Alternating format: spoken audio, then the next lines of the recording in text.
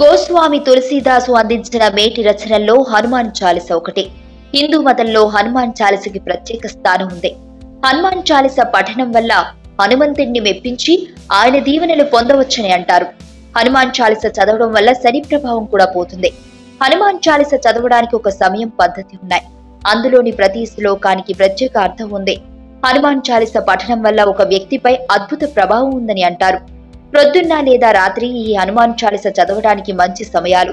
శని ప్రభావం ఉన్నవారు ప్రతి రాత్రి హనుమాన్ చాలీస 8 సార్లు చదవడం వల్ల మంచి ఫలితాలు పొందుతారు. హనుమాన్ చాలీస రాత్రిపూట చదవడం వల్ల ఉపయోగాలు చూద్దాం. హనుమాన్ చాలీస ముందు పంక్తులు 8 సార్లు చదవడం వల్ల ఎవరిని అయినా నిందించడం వల్ల చేసిన పాపాలు తొలగిపోతాయి. రాత్రి హనుమాన్ చాలీస పఠనం వల్ల దుష్ట శక్తుల నీడ మీ జీవితంపై నుంచి తొలగిపోతుంది.